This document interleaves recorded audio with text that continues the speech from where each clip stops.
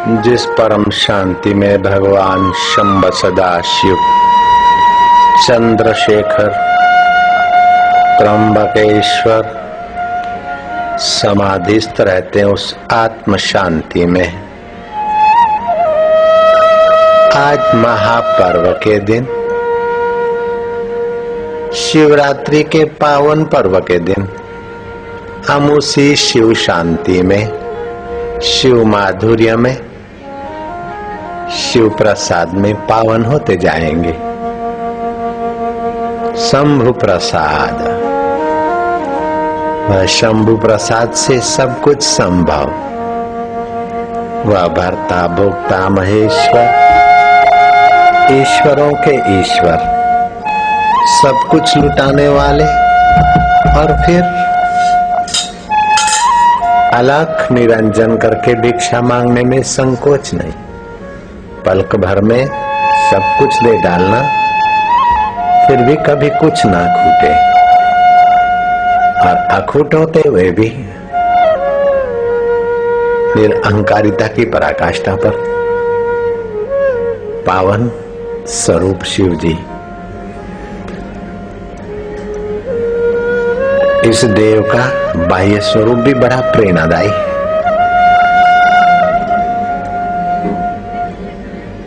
शिव जी को मुंडों की माला, भस्म लेप, भभूत रमाते हुए, त्रिशूल धारण करते हुए चित्रों में देखा है।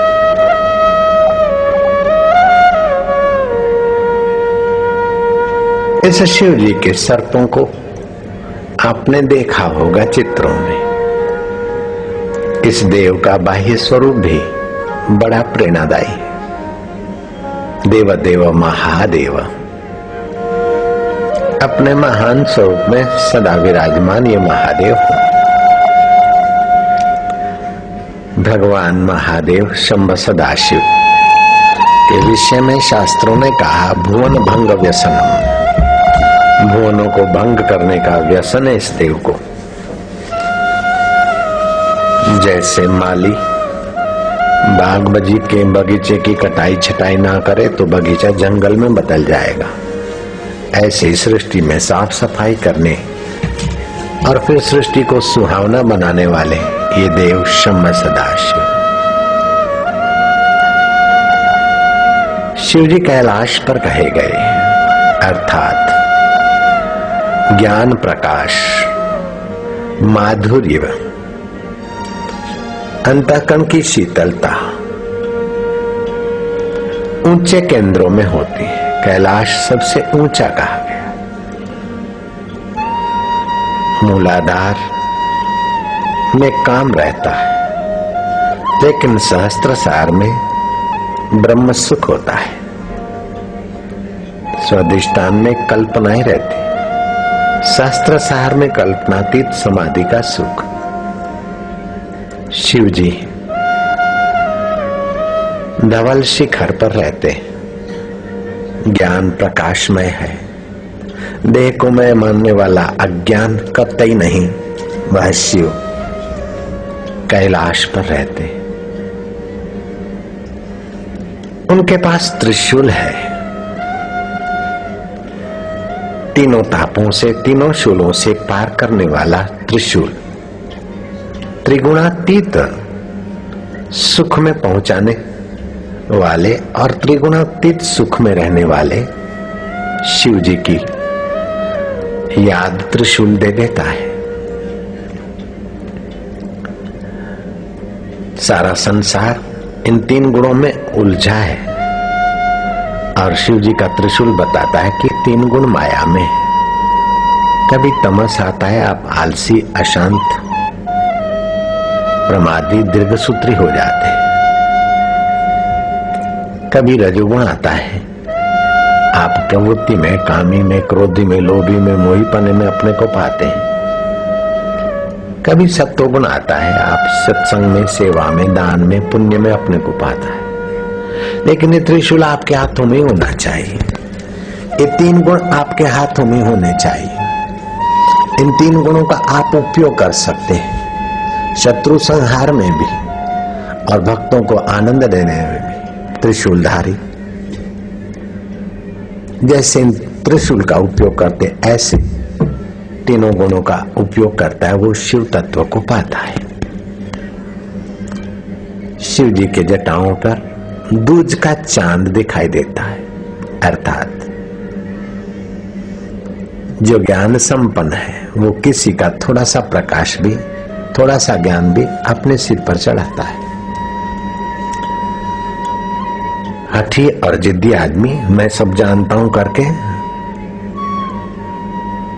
अपना ज्ञान का द्वार बंद रखता है, लेकिन शिव जी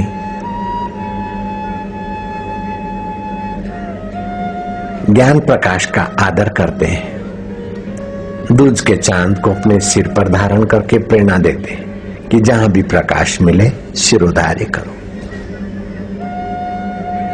शिव जी के गले में मुंडों की माला है। विद्वानों ने इस पर विचार विमर्श किया।